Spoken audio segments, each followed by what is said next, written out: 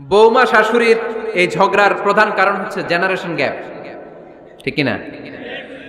শাশুড়ি এক জেনারেশনের আর বৌমা আরেক জেনারেশনের। শাশুড়ি ভাবে একরকম, বৌমা ভাবে আরেক রকম। শাশুড়ি চায় বউর উপর খবরদারি করতে, বউ চায় শাশুড়ির উপর খবরদারি করতে। এই ডমিনেটিং এর কারণে কিলাকিলি আছে না নাই? আহা, এটা ঠিক না। আমার শাশুড়ি মায়েরা যারা আছেন, প্রথমে শাশুড়ি দিয়ে শুরু করি। আমার মাইকের আওয়াজ যে ঘরগুলাতে যায়, আমার শাশুড়ি মাদেরকে বলবো, বউদের উপর অত্যাচার করবেন না। ছেলেরে প্রশ্ন করে, তোর কাছে তোর বউ বড় না আমি বড়? আছে না নাই? এটা একটা প্রশ্ন হইল। তোর বউ বড় না আমি বড়? দুইজনেই বড়। তো এক ছেলে সুন্দর উত্তর দিছে, আমার কাছে ভালো লাগছে উত্তরটা শুনে। এক মা প্রশ্ন করছে, তোর এতদিন আমি লালন পালন করে বড় করলাম, জীবন যৌবন তোর জন্য শেষ করলাম, আজকে বউ পাইয়া বউ তোর আপন হয়ে গেল। এবার ছেলে উত্তর দিচ্ছে, মা, আমার মুখ থেকে মা ডাক শোনার জন্য তুমি কি কষ্টটাই না করছো জীবনে। 10 মাস আমার পেটে ধারণ করলা, খাইতে পারো নাই, বমি করছো, খালি ওষুধ খাইছো, তোমার পেট কেটে আমারে বের করা হয়েছে, 2 বছর আমারে দুধ খাওয়াইছো, পেশাব পায়খানা পরিষ্কার করেছো। বয়স যখন 3-4 তখন তোমার আমি মা ডাকছি, এই মা ডাকটা শোনার জন্য তুমি এত কষ্ট করছো। আর আরেকবারের মাইয়া এই ঘরে আইসাই তোমার মা ডাকা শুরু করছে। যেই মেয়েটা তোমারে মা ডাকে সে আমার আপন হবে না কেন মা? ঠিক না? এই মা ডাক শোনার জন্য তুমি এত কষ্ট করলা, আমার লালন পালন করলা, 10 মাস পেটে ধরলা, পেশাব পায়খানা পরিষ্কার করলা, এরপরে মা ডাক শুনতে পারছো। আর আরেকবারের মেয়ে জানা নাই চিনা নাই এসেই তোমার ডাকা শুরু করছে মা। তো যে আমার মারে মা ডাকে তার স্থান তো আমার কলি যায়, ঠিক কিনা? শাশুড়ি আম্মারা যারা আছেন, প্লিজ বৌমাদেরকে কষ্ট দিয়েন না। অনেক শাশুড়ি আছে পান থেকে চুন খসলে রেগে যায়, পদে পদে স্ত্রীর ভুল ধরে, বউয়ের ভুল ধরে, আছে না নাই? এটা করবেন না। সে তো নতুন, আপনার অনেক এক্সপিরিয়েন্স হতে তার সময় লাগবে, তাকে সময় দিন, তাকে ভালোবাসুন, ঠিক কিনা? না বুঝে সামান্যতে বৌমারে বদদোয়া দেয়, এরকম আছে না নাই? কিন্তু বুঝতে চায় না, বৌমারে যদি বদদোয়া দেয় তাহলে তার নিজ ছেলের পরিবারের ক্ষতি, পেটে ধরা যে ছেলে, ছেলের পরিবারের কিন্তু ক্ষতি, তার আপন নাতি নাতনিদেরই ক্ষতি। আওয়াজ করে বলেন ঠিক কিনা? বৌমাকে বদদোয়া দিয়েন না। বৌমাকে নিজের মেয়ের মতো দেখবেন। সমাধান আমি দিচ্ছি। কেমন দেখতে হবে? নিজের মেয়ের মতো। নিজের মেয়ে সকালে ঘুম থেকে ওঠে 11টা, ওইটা সমস্যা নাই। বৌমা কেন উঠলো না, ওইখানেই ঝামেলা, আছে না নাই? মেহেরবানি করে আপনার বৌমাকে আপনার নিজের মেয়ের মতো দেখেন। নিজের মেয়েরে যেমনি আদর করেন তাকেও অমনি আদর করেন। আপনার বৌমারে যদি আপনি কষ্ট দেন, মনে রাখবেন আপনার নিজের মেয়েটাও আরেকবারের বউ হয়ে কয়েকদিন পরে যাবে। আপনি যা যা করবেন আপনার মেয়েকেও তারা ওই রকম কষ্ট দিয়ে বাড়িতে ফিরিয়ে দিবে। চিল্লায় বলেন ঠিক কিনা? খবরদার, টিট ফর ট্যাট, ইট্টি মারলে পাটকেলটি খেতে হয়। এজন্য শাশুড়ি আম্মা জানারা যারা আছেন, বৌমার সাথে খারাপ আচরণ করবেন না মেহেরবানি করে। তাকে আপনি কষ্ট দিলে আপনার নিজের মেয়েটাও আরেক বাড়ির বৌমা হবে, সেও ওই বাড়িতে এই কষ্টগুলো ভোগ করবে। এগুলো যখন আপনি শুনবেন তখন আপনার চোখ দিয়ে পানি পড়বে কি পড়বে না? পড়বে। এবার আসেন বৌমার কথা বলি। বৌমা যারা আছেন মেহেরবানি করে, বৌমা যারা আছেন মেহেরবানি করে আপনার শাশুড়ি আম্মাকে নিজের মায়ের জায়গায় রাখবেন। আপনার বাড়ি ছেড়ে নতুন বাড়িতে আসছেন, তো এটাই তো আপনার বাড়ি। আপনার মা রেখে দিয়ে নতুন মা পাইছেন, এটাই তো আপনার মা। তো ওনাকে মায়ের জায়গায় বসাতে আপনার সমস্যাটা কোথায়? বৌমারা খেয়াল রাখবেন, আপনি আপনার শাশুড়ির সাথে যে আচরণটা করতেছেন, আপনার শেষ বয়সে আপনার ছেলের বিয়ে দেওয়ার পরে যে বৌমাটা আসবে ওই আচরণই আপনাকে ফিরিয়ে দিবে। The nature has its own return. প্রকৃতির একটা মাইর আছে, এটা শেষ মাইর, এটা শেষ খেলা। প্রকৃতির খেলা বড় খেলা। আপনি আপনার শাশুড়ির সাথে যে আচরণ করবেন, আপনার শেষ বয়সে আপনি একদিন শাশুড়ি হবেন, এটা মাথায় রাখবেন। ওই আচরণই আপনি ফিরে পাবেন। আওয়াজ করে বলতে হবে ঠিক কিনা? এজন্য 9 নাম্বার পয়েন্টস হচ্ছে মিউচুয়াল রেসপেক্ট। সবাই যেন সবাইকে ভালোবাসি। দোষ ছাড়া মানুষ নাই, সবার দোষ আছে। আমরা যেন একে অন্যের দোষ না খুঁজি। বৌমারা, আপনাদের কেন যদি আমার মাইকের আওয়াজ যায়, অল্প কিছু টেকনিক অবলম্বন করলে আপনি আপনার শাশুড়ির মন জয় করতে পারবেন। শাশুড়িরা আসলে বেশি কিছু চায় না, আগের জামানার মানুষ তো, এদেরকে ওইভাবে হাত করতে হবে। মাঝে মাঝে একটু শাশুড়ির মাথায় তেল দিয়ে দেন, চুলে তেল দিয়ে দিবেন আর কি, মাঝে মাঝে চুল আশ্রয় দিবেন, এগুলো কিন্তু খুব পছন্দ করে শাশুড়িরা। ওনার প্রেশারটা একটু মেপে দিবেন, ডায়াবেটিক্সের ওষুধটা খাইলো কিনা সময় মতো খোঁজ নেবেন, কি পছন্দ করে খেতে একটু রান্না করে দিবেন।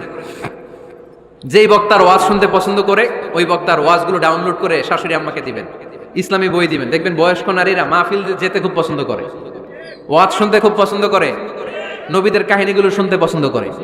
বসায় বসায় একটু কাহিনীগুলো শোনাবেন।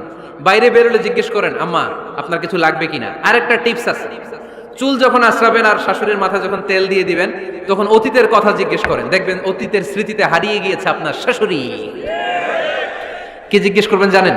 জিজ্ঞেস করবেন, আম্মা জান মুক্তিযুদ্ধের সময় আপনার বয়স কত ছিল? ওই সময় মুক্তিযুদ্ধের সময় আপনাদের এলাকায় কি কি হয়েছিল মা? আরেকটা প্রশ্ন করবেন, মা বিয়ের সময় আপনি কেমন ছিলেন? ওই দিন দেখবেন বুড়ি আর বুড়ি নাই, জুয়ান হয়ে গেছে। ওই দিন বলবে, মা আমি অনেক সুন্দরী ছিলাম, আমার মাথায় অনেক চুল ছিল, আজকে নাই। আমগো গ্রামে আমার চাইতে সুন্দরী মাইয়া ছিল না। অতীতের স্মৃতিতে, স্মৃতি হাতরাতে হাতরাতে তিনি হারিয়ে যাবেন। জিজ্ঞেস করবেন যে, মা শীতকালে আপনাদের দেশে কি পিঠা বানাতেন আপনি যখন ছোট ছিলেন? আপনার বাপ চাচারা কি করতো? এগুলো জিজ্ঞেস করলে উনি স্মৃতির পাড়া হাতরাতে হাতরাতে চোখ দিয়ে দাঁড় দাঁড় করে ওনার পানি ঝরতে শুরু করবে। আপনার জায়গায় ওনার হৃদয়ের মনি কোঠায় এমন জায়গায় পৌঁছবে আপনার ছাড়া উনি কিছুই বুঝবে না। বৌমারা এই অল্প কিছু টিপস অবলম্বন করে আপনারা আপনাদের শাশুড়ির মনকে জয় করতে পারেন। শাশুড়ি বৌমার দ্বন্দ্ব আমরা চাই না।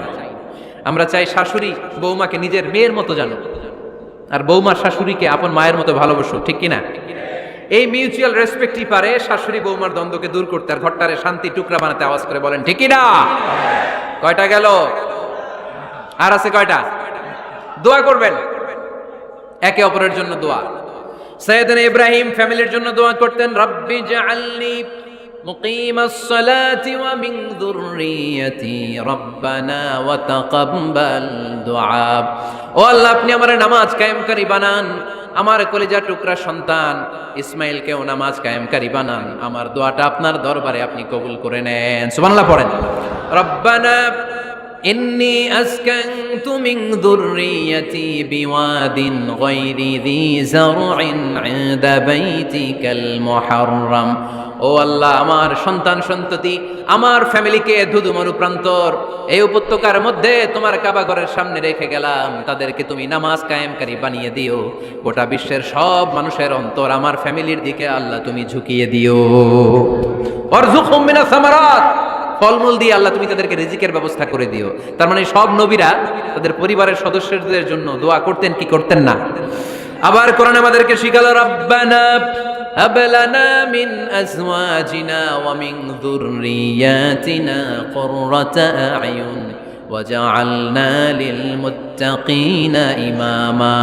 ও আল্লাহ এমন নেককার সন্তান, এমন নেককার স্ত্রী আপনি আমাকে দান করেন যাদের দিকে তাকালে আমার চোখ দুইটা ঠান্ডা হয়ে যায়।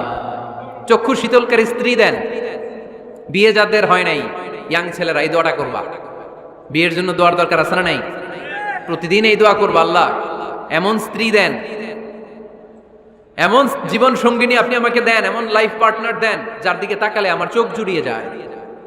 এমন সন্তান আল্লাহ আপনি আমার ফ্যামিলিতে দেন যাদের দিকে তাকালে আমার চোখ দুইটা ঠান্ডা হয়ে যায়। নেককার সন্তান, নেককার স্ত্রী আল্লাহর কাছে দোয়া করে চেয়ে নিতে হয়। তাহলে ফ্যামিলি মেম্বার একে অপরের জন্য দোয়ার দরকার আছে না নাই? বাবা দোয়া করবে ছেলের জন্য, ছেলে করবে বাবার জন্য, মা দোয়া করবে মেয়ের জন্য, মেয়ে করবে মায়ের জন্য, ভাই করবে বোনের জন্য, বোন করবে ভাইয়ের জন্য। দোয়ার দরকার আছে না নাই? দোয়া করবেন সবাই সবার জন্য। এই যে কোরআনের বঙ্গানুবাদ পাওয়া যায় না এখন, কথা বলেন। স্মার্টফোন আছে কার কার দেখি? হ্যাঁ, কারা কারা স্মার্ট দেখি? হাজার হাজার স্মার্ট, মাশাআল্লাহ। এই স্মার্টফোনের ভেতরে আল কোরআন নামে বাংলায় কোরআনের একটা অ্যাপস পাওয়া যায়। কথা বলেন, পাওয়া যায় কি যায় না? আজকে থেকে এই অ্যাপসটা ডাউনলোড করে প্রতিদিন এক আয়াত, দুই আয়াত, তিন আয়াত করে পড়া শুরু করে দেন। বাঁচতে হলে পড়তে হবে, বাঁচতে হলে জানতে হবে, ঠিক কিনা? এই স্লোগান আমাদেরকে শিখায়। এই স্লোগান তো আল্লাহ, এই স্লোগান দিয়েই তো আল্লাহ কোরআন শুরু করছে, ইকরা বিসমি রাব্বিকাল্লাযী খালাক। বাঁচতে হলে জানতে হবে, বাঁচতে হলে পড়তে হবে, পড়ার কোনো বিকল্প নাই। আওয়াজ করে বলেন ঠিক কিনা? সুজানগরের রায়েরা মোবাইলের অ্যাপসের ভিতরে আমরা কোরআন রাখতে রাজি আছি তো সবাই? হাদিসের অ্যাপস ডাউনলোড করতে রাজি আছি তো? বাস রাজি আছি, ডাউনলোড করে রাখা দেবো, আর কেউ পড়বো না নাকি? হ্যাঁ, প্রতিদিন একটা আয়াত হলেও যেন আমরা পড়ি। আল্লাহ যা বলা দরকার সব বলে দিয়ে গেছে, নতুন করে আর কিছু বলবে না। আমরা যেন পড়াশোনা করি, আমরা যেন একটা পাঠাগার বানাই। আবারও কখনো আসার সুযোগ হলে আমি জিজ্ঞেস করবো, যদি আমার মনে থাকে, যে আপনাদের পাঠাগার আছে কার কার ঘরে। সেদিন সবার হাত তুলতে হবে, এমনি পারা যাবে তো? আল্লাহ তুমি